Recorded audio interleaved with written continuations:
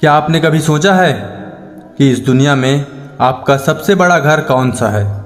ईंट पत्थरों से बना मकान नहीं, बल्कि आपका यह शरीर। लेकिन क्या आप सिर्फ एक शरीर है, या इसके अंदर कोई और भी है जो इस शरीर को चला रहा है? जब हम आईने में खुद को देखते हैं तो सिर्फ बाहरी रूप देखते हैं, असली आपको नहीं। नमस्कार दोस्तों, मैं हूं भानु प्रताप और आप देख रहे हैं BS मोटिवेशन और भगवत गीता की इस विशेष सीरीज में आपका बहुत बहुत स्वागत है। दोस्तों, हमारे इस आध्यात्मिक यात्रा में हम 12 अध्याय पार कर चुके हैं। पिछले अध्याय में हमने भक्ति के मार्ग को समझा था और आज हम प्रवेश कर रहे हैं गीता के ज्ञान खंड में, यानी अध्याय 13 में, जिसका नाम है क्षेत्र क्षेत्रज्ञ विभाग योग। इस अध्याय में भगवान श्री कृष्ण अर्जुन को प्रकृति, पुरुष, शरीर और आत्मा का सबसे बड़ा गुप्त ज्ञान देते हैं। श्री कृष्ण कहते हैं कि यह जो हमारा शरीर है वह एक क्षेत्र यानी खेत की तरह है, और इसके अंदर रहने वाली जो आत्मा है वह क्षेत्रज्ञ यानी उस खेत का मालिक या उसे जानने वाला है। इसे थोड़ा आसान शब्दों में समझते हैं, जैसे एक किसान अपने खेत में जो बोता है वही काटता है, ठीक वैसे ही हमारा यह शरीर है। हम इस शरीर और मन से जैसे विचार और कर्म बोएंगे वैसा ही हमें फल मिलेगा।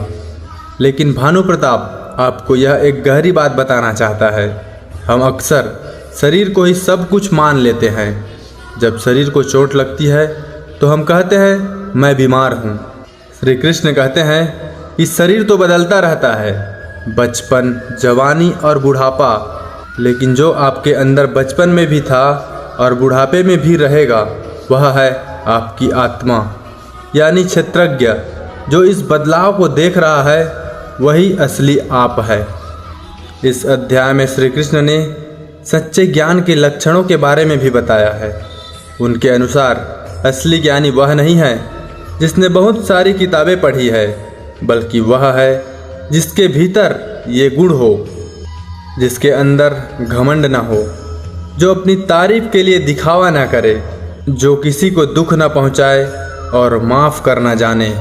जीवन में सुख आए या दुख, जो हर परिस्थिति में शांत और एक समान रहे। श्री कृष्ण कहते हैं कि इस सत्य को जान लेना कि मैं यह नश्वर शरीर नहीं बल्कि एक अविनाशी आत्मा हूँ, यही असली ज्ञान है, बाकी सब अज्ञान है। तो दोस्तों, अध्याय 13 से हमें यह सीख मिलती है कि हमें इस शरीर की देखभाल तो करनी है, लेकिन इसके मोह में पड़कर गलत कर्म नहीं करने हैं। अब समय आता है हमारी यात्रा के अगले पड़ाव का। हमारा अगला वीडियो बेहद खास होने वाला है। इस शरीर को जानने के बाद आखिर हमारा स्वभाव कैसे बनता है, हम कभी बहुत शांत, कभी बहुत लालची और कभी बहुत आलसी क्यों हो जाते हैं? इन सब सवालों के जवाब हमें मिलेंगे अगले वीडियो में, जहां हम बात करेंगे अध्याय 14 की, यानी प्रकृति के 3 गुणों सत्व, रजो और तनो गुणों के बारे में। वह वीडियो आपकी खुद की आदतों को बदलने में बहुत मदद करेगा।